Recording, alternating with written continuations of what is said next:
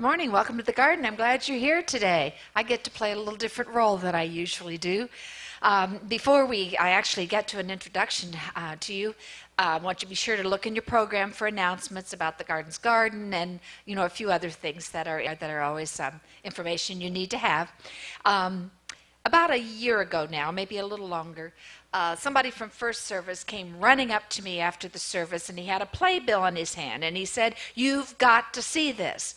Well, it was a playbill for a play done by someone locally, Larry Adams, who was a friend of his, that's called The Dealer Smiles. And so Mike and I subsequently went to see it in a couple different venues and thought that, it really was what the gardener had said, that there were a lot of similar thoughts and perspectives and theologies maybe that you'd find here, similar to what we share here at the garden very often. And so for a while now, we've been talking about trying to get at least a part of that play here. And we settled on today. So you're in for a treat. It's a comedy of biblical proportions is how it's referred to, The Dealer Smiles.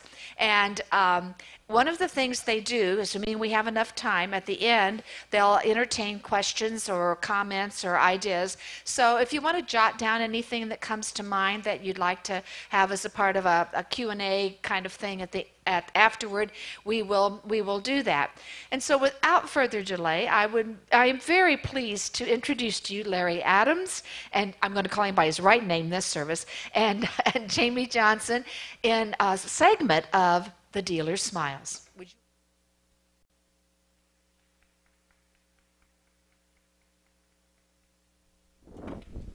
Good morning. How's everybody doing today? Great. Ready to have some fun with religion this morning? Yeah.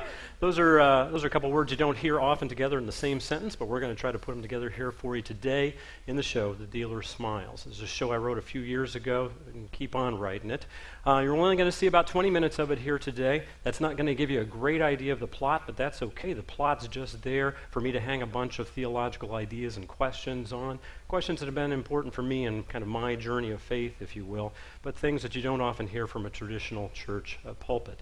All that's really important for you to know about the plot is that my character, Matt Pearson, is in the crosshairs of middle age. He's recently divorced, he's lost his wife, he's losing his family, he's getting jaded, cynical, lonely. Sounds like a great setup for a comedy so far, right? And he's reduced to trying to find meaning in his life by wandering the self-help section of a trendy bookstore. That's what I need you to imagine behind us here today. Into that scene comes a character played by Jamie Johnson, kind of a strange guy who's insistent on striking up a conversation. There are three things we learn about Jamie's character just before this scene starts. First, he loves football, and I don't mean the soccer stuff, he loves real football. Second, he's absolutely obsessed with hot chocolate. And third, the thing we learn right before this scene starts, he thinks he's Jesus. Now, is he really Jesus? Is he just kind of a disturbed individual who thinks he's Jesus? Is he a figment of my character's imagination? You, the audience, get to decide that, because I can tell you after a few years I still don't know the answer to that question, and I wrote the thing. But right now, as this scene starts, my character, Matt Pearson, has to decide whether he can believe that a kind of a strange guy in a Spider-Man t-shirt could possibly be the Jesus of history and of faith.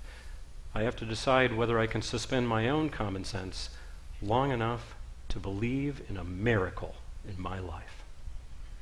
Absolutely not. You don't believe me? I believe you're out of your mind. Okay, what would it take? Some proof for starters. What kind of proof? Turn some water into wine or something. You want magic tricks, huh? Heal somebody. Apparently worships David Copperfield. Yeah, here. Pick a card. What? Do you see any lepers around here? Come on, I'm improvising, man. Work with me. Pick a card. I don't believe this. You can't do it, can you? It's my first try, but I think if you... No, I don't mean a card trick. I mean a real miracle. Just not sure that's what we need right now. You're saying you can't do it? No, I'm saying it doesn't matter. It doesn't matter? Well, it sure seemed to matter 2,000 years ago. You couldn't seem to pass by a crowd without feeding them with a fish. 2 fish. What? Yeah, it was 2 fish, not 1. Oh, whatever. You get the idea. Hey, I'm just saying. All right, 2 fish. Thank you. So why was it so important back then, but not now? It wasn't important what I did. It's what it meant. Could you possibly be a little more pseudo-intellectual? I'm not sure you've confused me enough quite yet to completely avoid the question. Sure. What do you suppose the point of that story was, huh? That God's a good chef? Or that you can really stretch your food dollar if you go to the right church? Or was it maybe, could it have been just possibly that God takes care of his people? Or that when all of his people share freely, everyone can be satisfied? What's more important to your life, huh? That a guy can walk on a lake, or that with faith you can rise above a storm, but without it, you sink? So it didn't really happen. It's all just symbolism. That's what you're saying. Yeah, what I'm saying is if you miss the symbolism, you have left as a freak show, and not a very good one at that. How so? Well, it didn't last. All those who were cured, all those who were fed, they all got sick again. They all got hungry. And, well, they're all dead now. So if the point was to save them, to physically save them, it didn't work. Well, sure, it's important to give a hungry man a piece of bread, but what's more important is the truth, with a capital T, behind the act. So you're saying you didn't actually do it? That depends. Depends on what? On you? Hey, if it helps you to believe, believe. If it gets in the way, don't. It's not that important. I want a miracle. Show me a miracle. All right. But let's be clear about that, okay? What's your definition of a miracle? Well, I don't know. It's something impossible. Ooh, like what? Me sticking a Buick up my nose? What's that prove? That I've got superpowers? Come on, Spider-Man has superpowers. Spider-Man's not real. He's not? It was a movie. Whoa, those are some great special effects. Oh, this is ridiculous. No, wait, you're proving my point. You see, you guys are the ones that are all into Hollywood and show business. God's not like that. He's a lot less flashy. Are you kidding? Floods, plagues, pillars of fire, all that smiting. I went to Sunday school. I know the Old Testament. Hey, maybe you ought to check out the sequel. Oh, you are certifiable. Why are you still here, huh? Just trying to figure out how to get to cover without turning my back to you. Come on, even if I am delusional, it's not like I'm claiming to be Rambo or something. I'm a first-century pacifist armed with a lukewarm beverage. You don't think you can take me? Okay, look, I'm sorry. I don't think you're dangerous or anything, but you got a problem. You're not the first guy to think he's Jesus. Yeah, actually, I am. Okay, fine, whatever. The point is I can get you some help. Why is this so hard for you, huh? Wasn't it Plato who said there are more things in heaven and earth than are dreamt of in your philosophies? That was Shakespeare. Oh. Yeah, well, whatever. I never really got into him. All the moaning and whining. Everybody dies. That's so depressing. Yeah, well, that's the way life is. What? Come on, man. Life's like a football game. It's like watching a DVD of your favorite team winning the Super Bowl. Now, sure, you're still going to wince a little bit when your guy gets sacked, but you know in the end that the good guys win, right? So no matter what happens on that screen, you can just sit back with a slice of pizza and enjoy the ride. It depends on who you're rooting for. Who are you rooting for? Whoever gives me the best odds. I got news for you, pal. The guy in the big box seat in the sky, yeah, he gets the first through the last draft pick every year, and he has eternal home field advantage, so I wouldn't... I see what's going on here. You don't think there is anybody in the box seat, huh? That's it, isn't it? It's not that you don't believe in me. You don't believe in him. That's it. You don't believe in God. It's okay. You can say it. Well, come on, say it. It's okay. He won't mind. He won't mind? Well, sure. Why would he? I thought maybe there'd be lightning bolts. No. Old Testament stuff again. Come on. Admit it. Okay. I don't believe in God.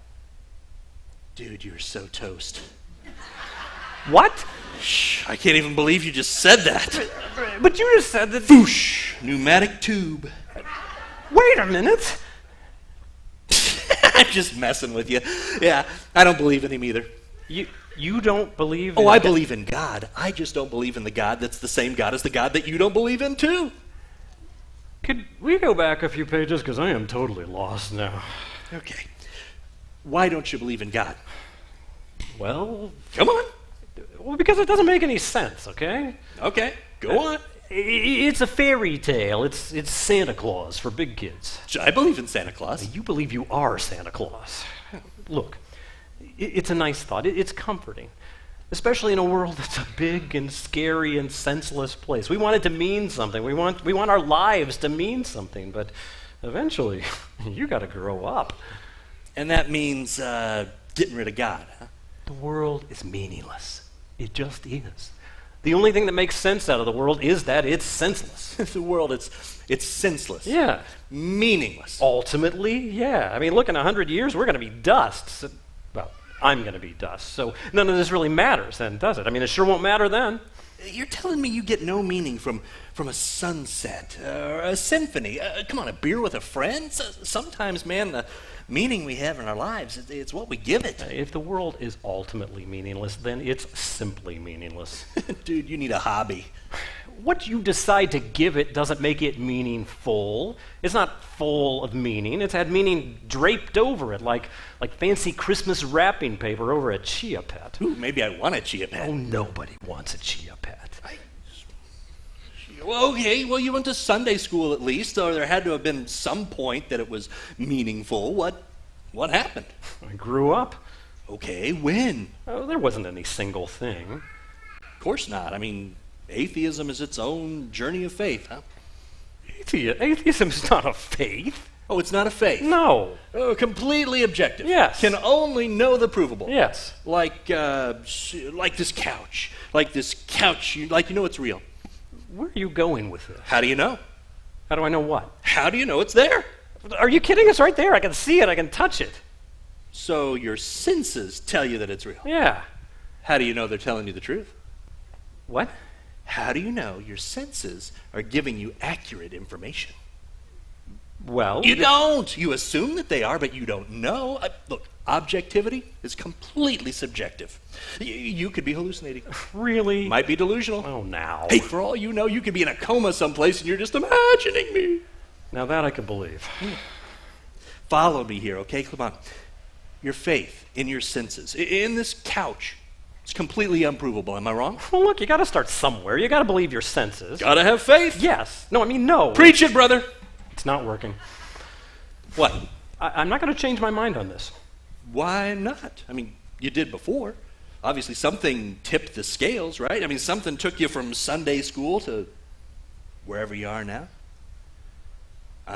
See? Look, I will sit way over here, and I promise not to touch anything sharp. My parents were killed when I was 27. Head-on collision with a drunk driver. He lived, of course. My mother was killed instantly, but my father, he lingered. Spent weeks in the burn unit. Doctors gradually taking pieces off of him while he died. Never really quite awake. I'd go to visit him, and I'd pray like when I was a little kid, that he'd open his eyes, open to talk to him, and at least say my goodbyes. And I was convinced he would. I was convinced he had survived for a reason. Then one night, nurses found him dead.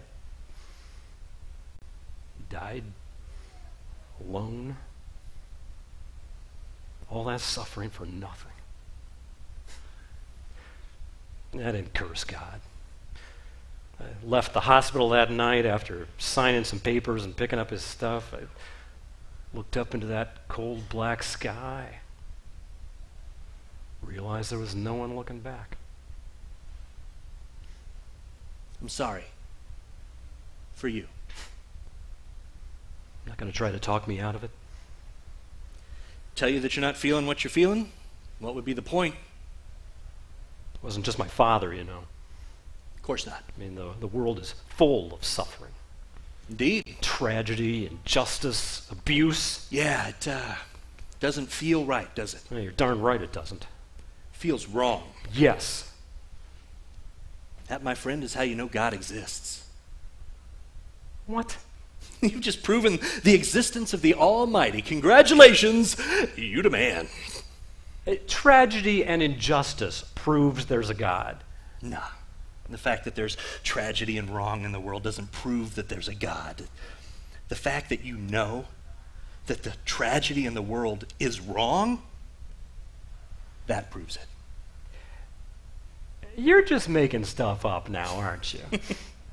Come on, think about it, Darwin. You said it felt wrong, but the universe, it's random, meaningless, right? Well, Survival of the fittest, the only law. okay. So where do right and wrong come into it? Well, they don't. That's the point. There is no right and wrong. There's no right and wrong. No. No absolute truth. There is no absolute truth. Including that statement. Absolute. Well, no. Wait a minute. Let's back up. You said it felt wrong.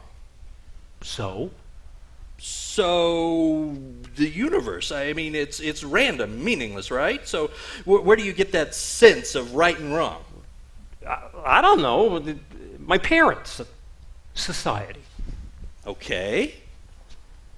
But where did they get it? See, it had to come from someplace, and that someplace has to be outside of a purely mechanistic nature, huh? Ooh, big words. All right, well, how about God then, huh? That's pretty short. See, every culture has their own sense of right and wrong. They may differ on the specifics, but wherever it comes from, whatever it comes from, that's your definition of God. Well, then why all the suffering then, huh? I mean, if there really is a God, why is there so much suffering? It's the question of the ages. He's supposedly all-powerful. Why didn't he stop it? Just didn't want to? Teach us a lesson or something? Yeah, it's a tough one. Well, you got the floor. There was a man who owned a vineyard. Wait a minute. Is this a parable? Yeah. No parables, man.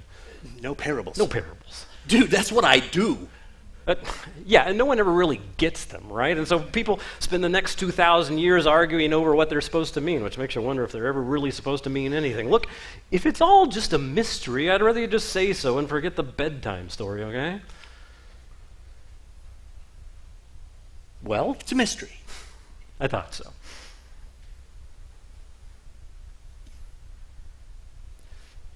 Maybe he can't. What? Maybe he can't stop the suffering. Look, you got two possibilities. Either he can stop it, but he doesn't want to, or he'd like to stop it, but he can't.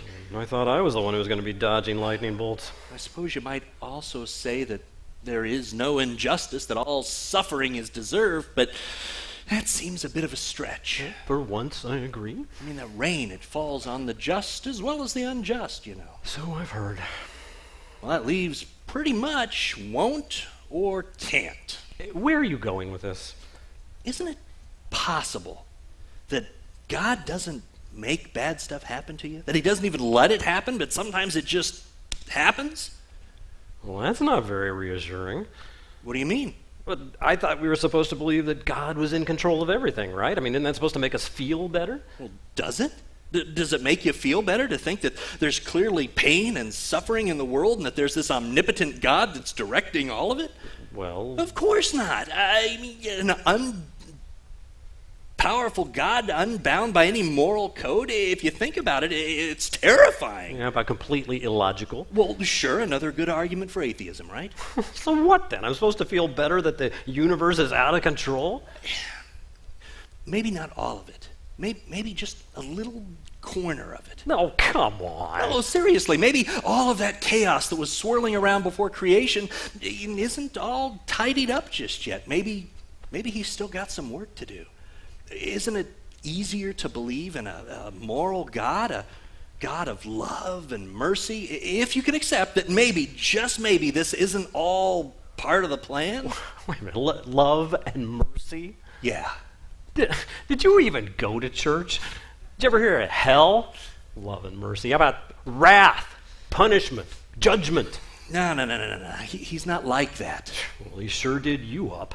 Yeah, that wasn't him. Oh, really? Well, who was it then? Oh, that's right. It was me. I forgot. You had to die because of me.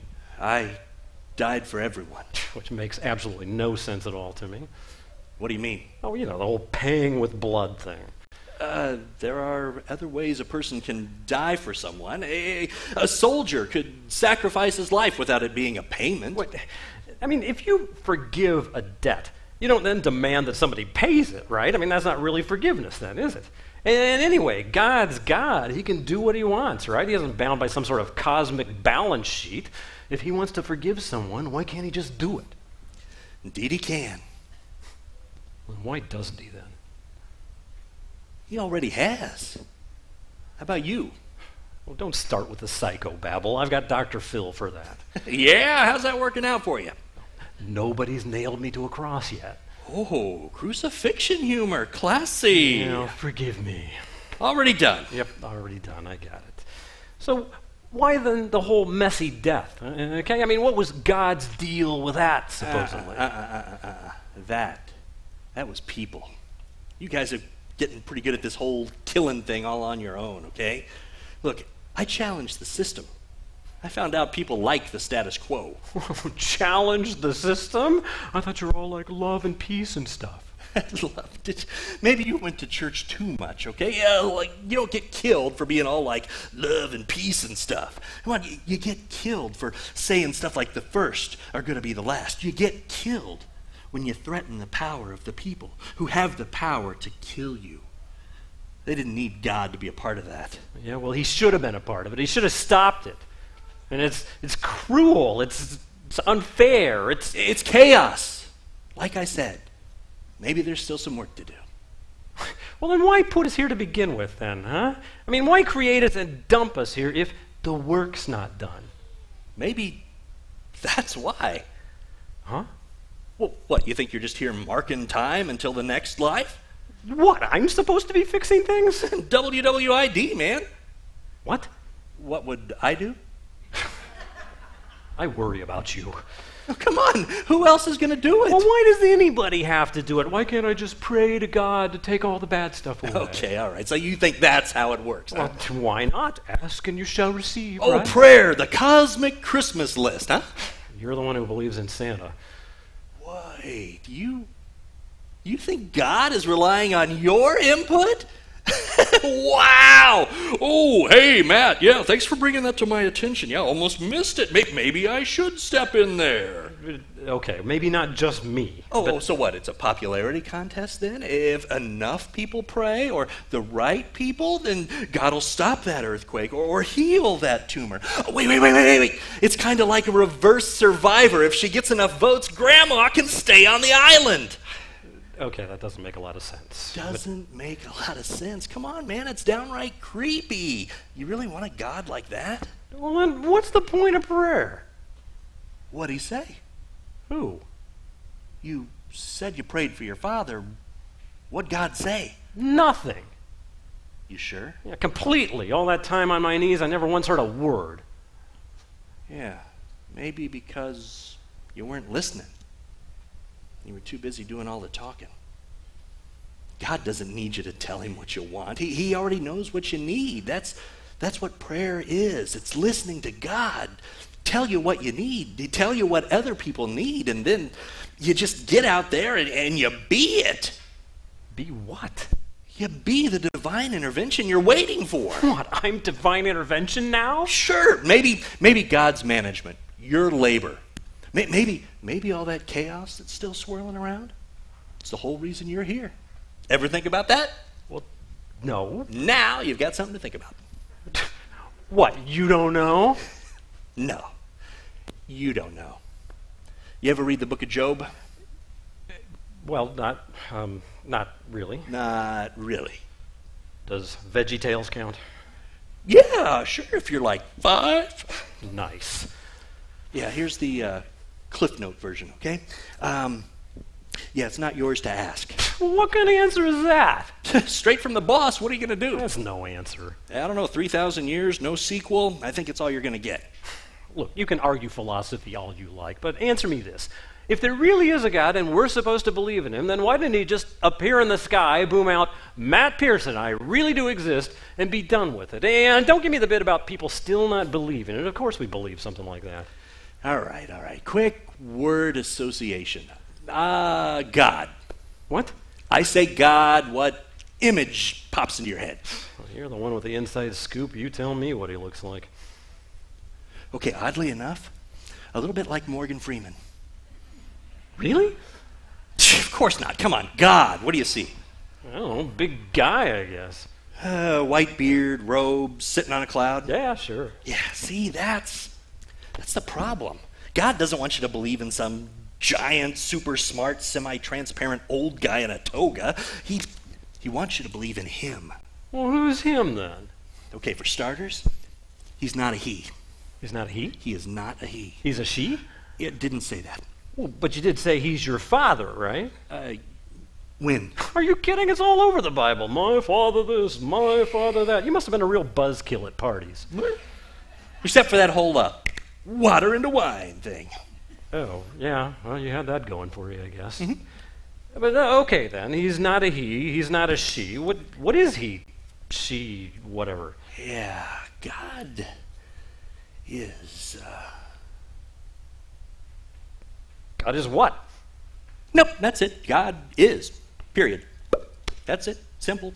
God is everything. He's not separate from the universe. He is the universe and more. He is the one in whom we live and move and have our being.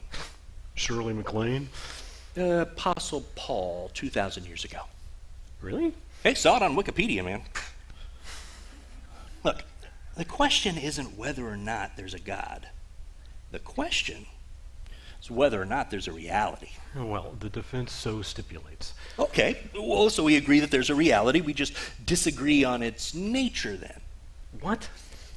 Is reality more than just the space-time continuum? Oh, here we go. Beam me up, Scotty. Oh, no, come on. Now, look, the couch already showed you that, reality might be less than you believe. So? So maybe it's more. And maybe that more, maybe all of it, is God.